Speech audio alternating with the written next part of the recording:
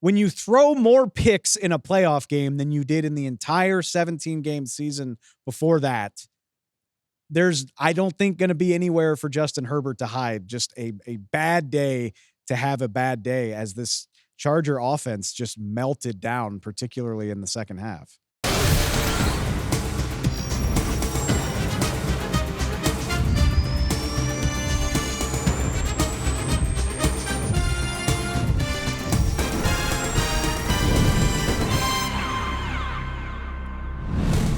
Welcome to the NFL on Fox podcast, presented by Verizon, the NFL powered by Verizon 5G.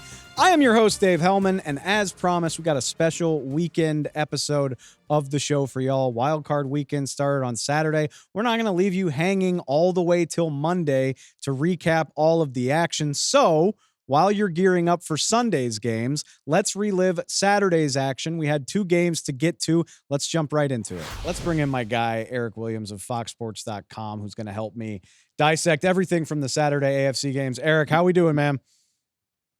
Doing great, Dave. Thanks for having me. I appreciate you.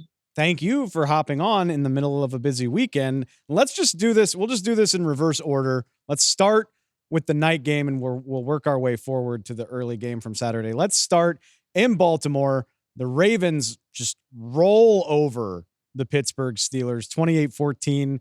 Final score doesn't look that lopsided, but I think my lasting impression of this, Eric, and I think it's a demoralizing impression if you're a Steelers fan, player, coach, whatever. It kind of felt like the Ravens just wanted to do the bare minimum here and get out of Baltimore with a win. And that's exactly what they did. Like, it felt like the equivalent of a 3-hour sleeper hold, where they got him early and held on to him until the Steelers got tired. And they very rarely needed to get out of second gear, and they cruised to a win either way. It feels a little embarrassing for the Pittsburgh Steelers that the Ravens were able to just kind of put themselves in cruise control. And this never really felt like it was going to be an entertaining or interesting game in the second half. Yeah, I agree, Dave. Particularly in a rivalry game where you've played this team now a third time, you know this team very well, and you would expect because of that the game would have been more competitive. But the one stat that jumps out to me is the 300 rushing yards by the Ravens. I mean, the Steelers' inability to stop Derrick Henry or Lamar in terms of the run game and really just get off the field. The Ravens had more rushing yards than the Steelers had total yards. So it was just total domination up front, really on both sides of the football. You thought maybe in the second half there where the Steelers kind of got going offensively that we're going to see some Russell Wilson magic. It reminded me a little bit of when I covered the Seahawks and watched Russell his rookie year, and they were playing down in Atlanta, and another game that was really lopsided in the first half. And in that instance, Russell Wilson was able to lead the Seahawks back, threw for 385 yards. But that Russell Wilson was a much better athlete than this guy right now. He ran for over 60 yards that game, was only sacked twice. In this game against the Ravens defense, Russ had 3 rushing attempts for 6 yards, was sacked 4 times, not nearly the athlete he was when he first entered the league. And because of his limitations athletically, there just wasn't a whole lot of explosiveness to Pittsburgh's offense. I think the thing that's going to stick with me from this game happened in the first half. The best encapsulation, if you didn't see a minute of this game, just know Baltimore had a 13-play, 8-minute, 85-yard touchdown drive that did not feature a pass. They did not even attempt to throw the ball downfield. Derrick Henry carries the ball 7 times for 42 yards. Lamar Jackson had 5 for 40. Throw in a Mark Andrew keeper. That was a fun little wrinkle to this game. Mark Andrews was their short yardage guy, getting up under center to pick up, third and short. But to go 85 yards without throwing a pass, you're not supposed to be able to do that in the NFL. Like, sure, if we're watching Army Navy, it makes perfect sense. But even as excited as we were for Lamar and Derrick Henry in the same backfield, I don't know that I envisioned this level of dominance where you can move the ball at will like this without needing much of a semblance of a downfield passing attack. I just think it goes back to Lamar Jackson and what he could do as a runner at the quarterback position. It just makes them so dangerous because you're always worried about Lamar getting outside and creating explosive plays with his feet. The other thing I don't think Lamar gets enough credit for is his ability to run that zone read option and make the right decision every time, whether it's handing it off to Henry or keeping it himself and getting outside and creating plays that way. He's really good in terms of the sleight of hand and running those zone reads. Obviously, he's been doing it for a long period of time, so I think that's part of it as well. So I think the thing for me moving forward is, what's the matchup's going to be. I mean, I think it's probably going to be Buffalo. We're anticipating Buffalo's going to beat Denver. If that's the case, then obviously we get the MVP matchup with Lamar and Josh Allen. I'm interested to see that game, obviously. So now we have to wait and see what happens tomorrow and see what we have to look forward to next week. Yeah, that is the quirk of the reseeding structure is we wait until Sunday afternoon to find out what the AFC matchups will be. If the chalk holds, and no offense to the Denver Broncos, but the football nerd in me is hoping that the chalk does hold because Yeah. Baltimore going against Buffalo and then Patrick Mahomes trying to navigate that Houston pass rush. Both of those sound like really fantastic matchups. We'll get to Houston in a minute. Last couple thoughts on this. We talked about the way the Ravens ran the ball in this game. I don't want to say it was out of necessity, but I was very interested to see the way they adapted to the loss of Zay Flowers. He did not play in this game, and it was almost like the Ravens said, bet we're just not going to use wide receivers at all. Wide receivers only caught 6 passes in this game. Isaiah Likely, Mark Andrews were a huge part of the game plan.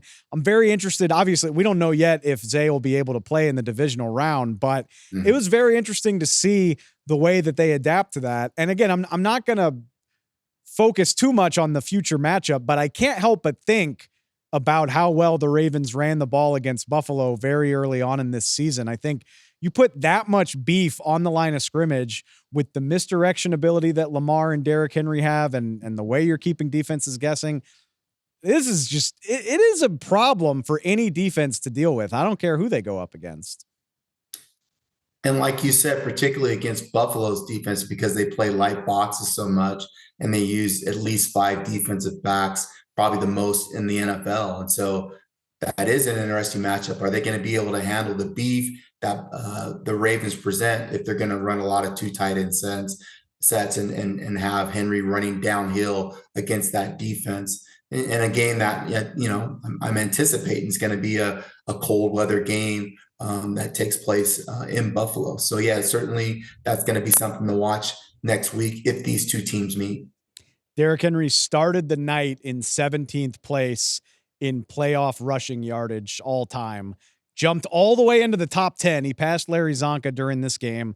He also has 4 playoff games over 150 rushing yards, which ties Terrell Davis. 186 rushing yards on the night for him. Par for the course with the season that he's had. All right, we'll see who the Ravens play. Before we move on to the second game, I think it's worth doing just an encapsulation of the Steelers season and how we got to this point. And I'll be honest, I didn't see the Steelers making a legitimate Super Bowl run, but it felt at times during this Russell Wilson experiment like they really did have a higher ceiling than previous versions of this team. Like it felt like they were capable of scoring 20 plus points in a playoff game. 5 straight losses. Like I said, it didn't even feel like the Ravens really took them seriously. I'm very interested to see where this goes for Pittsburgh, because at some point, I feel like you got to get radical. And I'm not calling for Mike Tomlin's job. I think that is way too much of an overreaction. But at some point, simply getting to the playoffs and not being a serious part of the conversation, it's got to get old for somebody important in Pittsburgh, right? I agree. I think they need drastic change. And I don't know if, like you said, if that means bringing in somebody different at the quarterback position and not bringing Russell Wilson back. I was disappointed that we didn't get to see more of Justin Fields, who, again, is more of an explosive playmaker and would have added a different dimension to that offense that would have presented something different for the Ravens in terms of their defense. But you're right. I mean, you can't just continue to do the same stuff and expect a different result. They're going to have to take some big swings in terms of, adding playmakers on that offense so they're more explosive to give their defense a better chance to compete. And in my opinion, I think that means a more dynamic playmaker at the quarterback position, whether you're getting that person through the draft, free agency, or some kind of trade. The stat everybody's going to repeat is that the Steelers haven't won a playoff game since 2017, which is true. But what's even more glaring than that is the last 3 trips, really, because even 2016, 2020, they had Ben Roethlisberger. They were at least scoring and competing in those games. Their last 3 playoff trips since Ben Roethlisberger, they're averaging 17 points per game, 287 yards of offense. The average margin of defeat is 16 points. And really, in all of these games, like 3 years ago against Kansas City, last year against Buffalo, tonight against Baltimore, it just felt like the opponent was over the game midway through the third quarter. They're just like, all right, we're worried about the divisional round. We're done caring about the Steelers.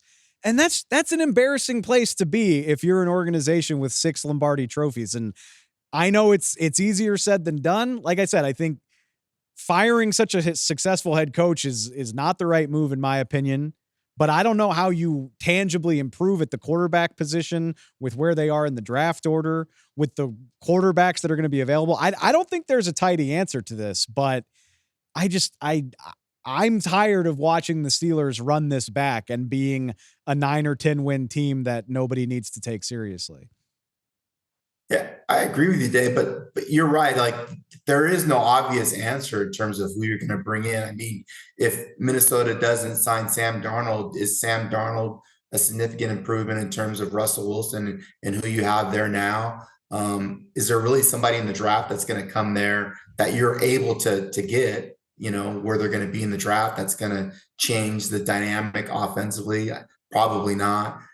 So they're going to have to be creative in terms of that solution, and they're going to probably have to do something similar to they did last year. Add a couple guys and hope somebody pops for them. It could always be worse. I'm sure there are so many teams in the NFL that would love to be where the Steelers are, but it's a tough spot for a very proud franchise to just perpetually be stuck as the arguably worst team in the playoff field every year. All right. Let's jump to the early game. Started slow, Eric, down in Houston, but then the Texans caught fire. They raced past the LA Chargers 32-12. And it's been a minute since we've seen the switch turn on for the Houston Texans, because early in this game, the Chargers jump out to a 6-0 lead, and that looked like it might be enough to win. Like it looked like 6 points might be all LA would need the way Houston started. And then CJ Stroud has a high snap over his head. Looked like it's going to be a disaster for the Houston Texans. He picks it up, fires a 34-yard gain to Xavier Hutchinson.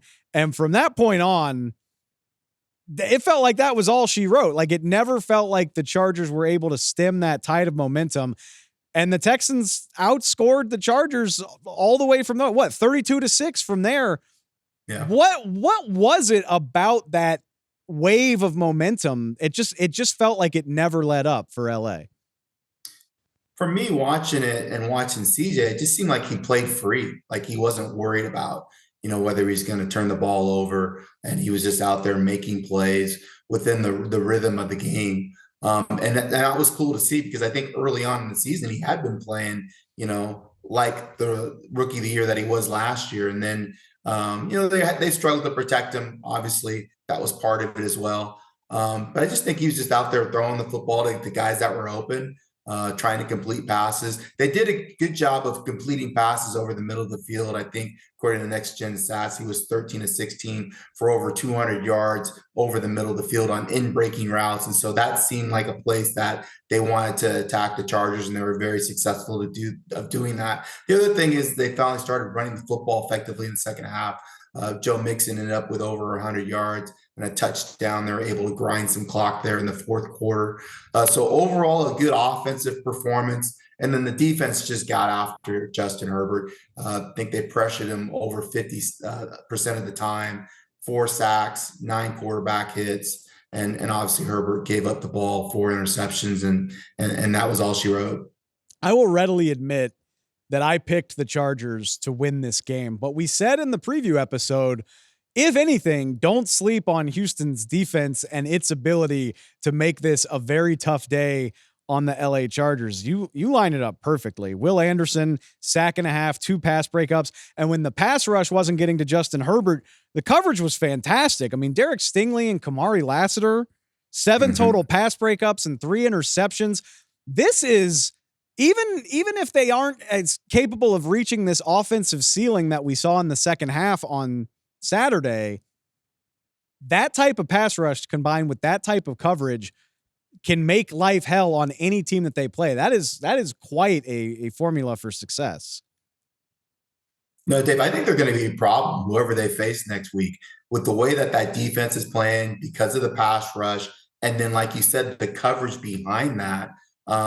They're pretty formidable defensively. And then offensively, if CJ can replicate the way that he played, this weekend, be efficient, make plays, not be concerned about turnovers as much, and just trying to create those explosive plays with his playmakers on the outside, led by Collins. And then if they could run the football a little bit again with Mixon, I think they have an opportunity to surprise some people potentially next weekend. I'm not writing them off because, again, that is a heck of a combination, especially if you get that level of play from Stroud. But I said this right after the game.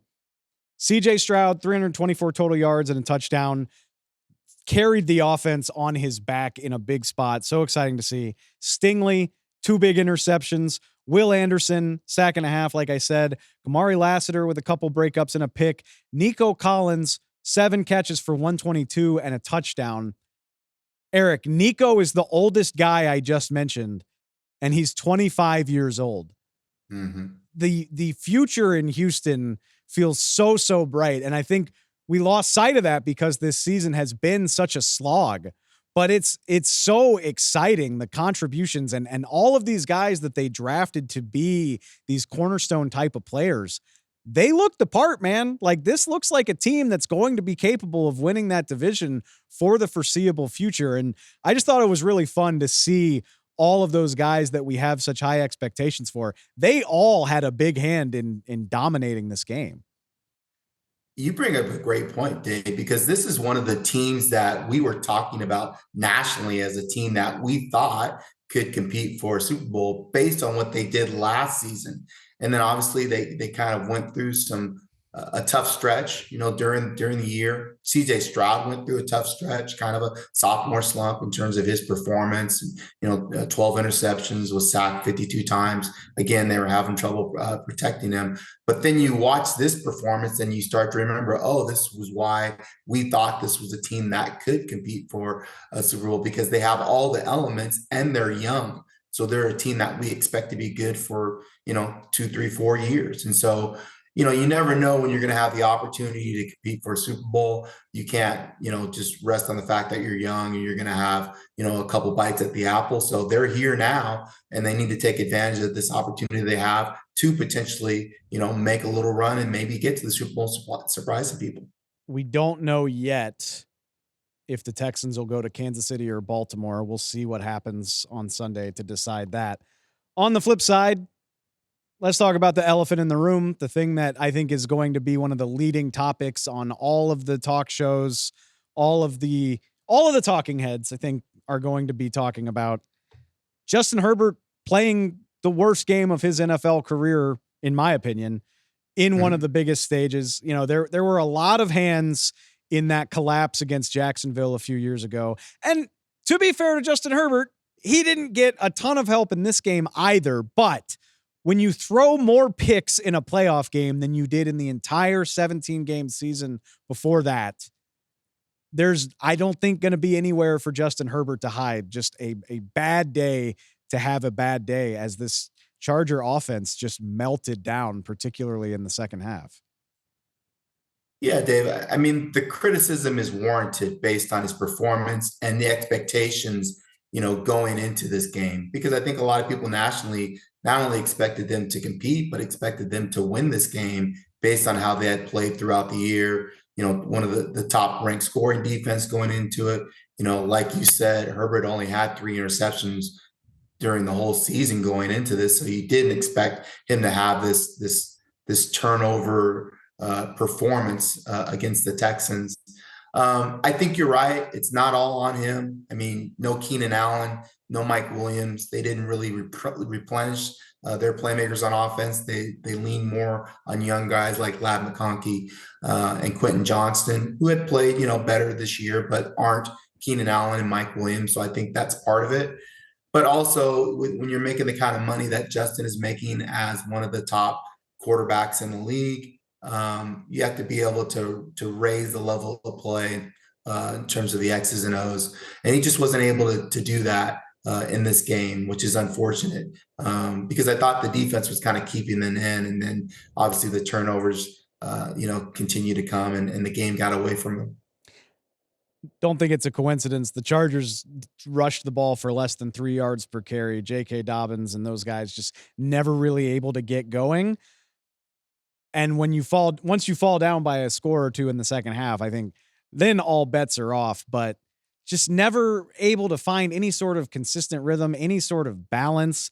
And I don't want to let Justin Herbert off the hook. That's not my goal here, because he did have some truly questionable throws, some questionable decision-making, but we talked about it all year.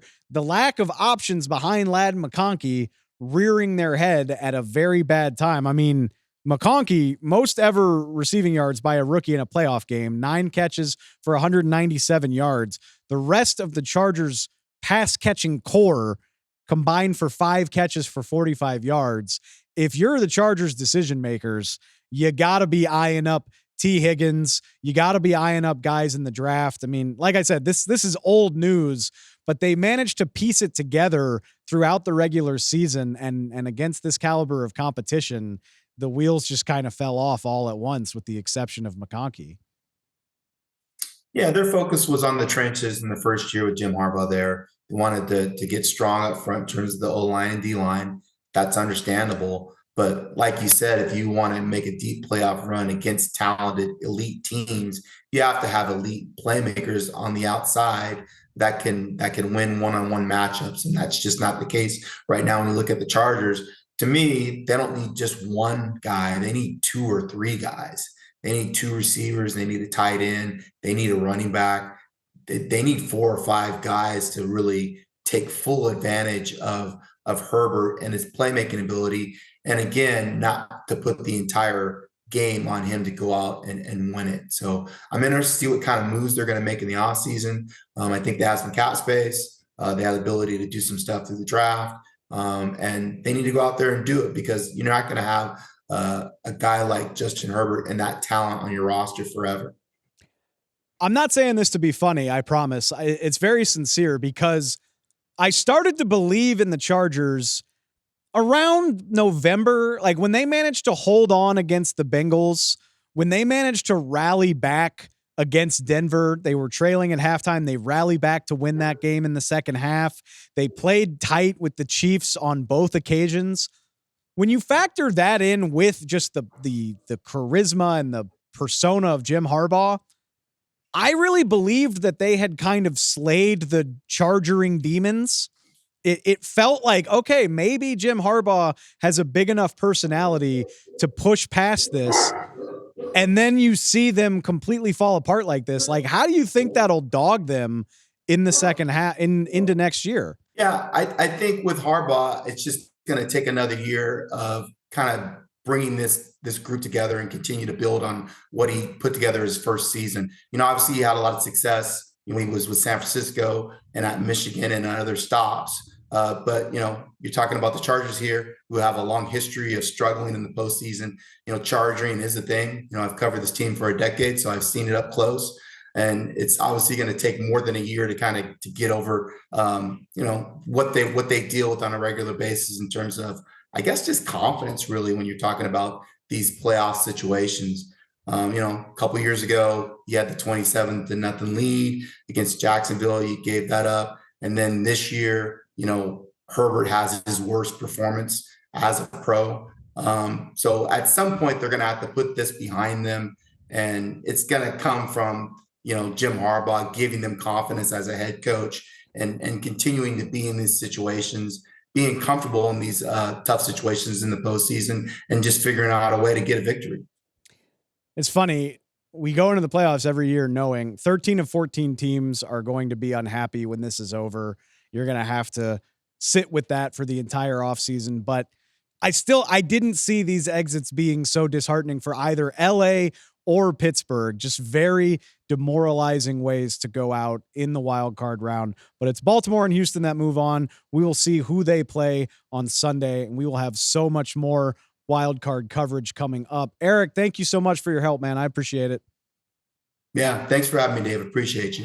All right, that does it for now, but never fear. We are not even halfway finished with Wild Card Weekend. 3 more games on Sunday. Starts early with Broncos Bills, followed by Packers Eagles right here on Fox, and then the night game Commanders at Buccaneers. We'll have a recap of all of that action, live reaction, analysis, insight on Monday, and then the Monday night game has been moved to Phoenix on account of the wildfires here in the LA area.